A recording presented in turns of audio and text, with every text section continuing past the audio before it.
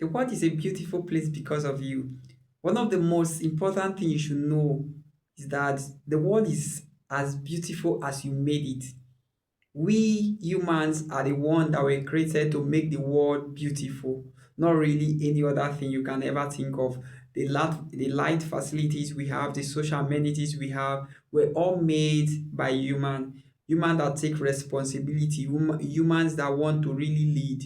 And you are one of those humans. That is why I'm here to remind you that there is a particular thing you were supposed to be consistent at as a leader.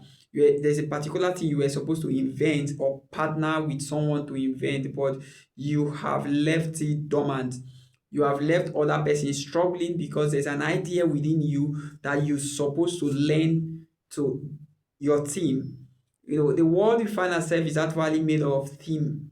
People with different ideas, people with different ideologies and thinking. And when these ideologies are brought together, they bring up, a kind of result that is impactful and resourceful, and then tends to change humanity and change the atmosphere around us and make the world an easygoing place. But when everybody sits back and don't want to contribute to the development of the society, we see a lot of things happen that shouldn't. That is why you need to be consistent in everything you do, because if that thing you are doing is something that will bring an easiness to humankind. Now imagine you are a teacher and nobody have ever seen you taught. One thing about consistency is that it makes you a better person over time. Now, when you know that this is a field you are being called into as a leader, you are consistent in it. What happens is that you become a master in that field. That's where we got master. Many persons go for their degrees and go for another degrees and they call it master. What really, when we talk about master, is mastering your purpose. Mastering your purpose. Now there is no need of you going for masters when you don't have not found one. That's why the first thing you ought to do as a leader is to know where you are being called into. Then the next thing you are supposed to do is to master it.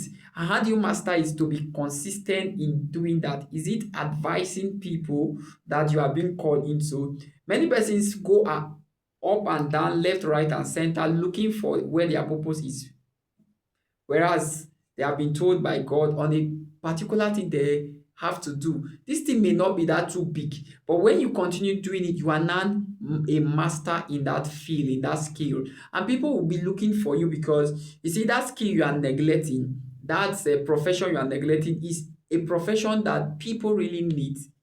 People are actually looking for a way to be a master in that field, or people are actually looking for a way where they can get somebody to solve that problem, because we're talking about money, talking about influence, talking about opportunities. It all stems from your ability to solve a problem. Now, many a times they may not be seeking for you because you are not good at what you are doing. But when you are consistent in what you are doing, that is when you become a good leader in that field. That's why leadership is scattered everywhere. In every sector, in every environment we find ourselves, we are leaders in that sector, we are leaders in that environment, we are leaders in that space. Just that we feel we must be in a position like our president before we feel we are leaders. No, if we can actually do our bit in our individual sectors, the world will actually be a better place and Nigeria will be a better country. But most persons, they leave the bulk of the work to the people with positional leadership, where they are calling names. But God actually called us humans, and that humans He called us, He was trying to talk about. If you check Genesis chapter 1, verse 26, it talks about our individuality. It talks about our responsibilities as leaders, unique responsibilities as leaders. And this responsibility cut across all the mountains of influence, educational, political, music, entertainment, all those sectors. You are there because God wants you to change something, because God wants to make the world easier by sending you in that place. That is why you must learn how to recognize your input and be consistent in delivering of your input. Many times we just want to deliver input and we deliver it anyhow.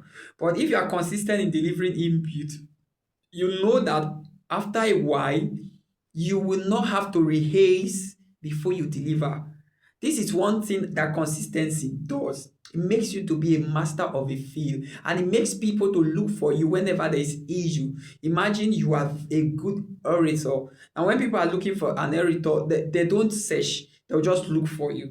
But imagine you are an orator and you have not been consistent in that field, people will go about, they will pass to you and they will look for someone else. That is why you have to show up every time, because consistency talks about showing up in the rainy day, the sunny day, when it's not pleasant, when you are not happy, and when you are happy. That is why you need to be consistent, because God has a beautiful plan for you.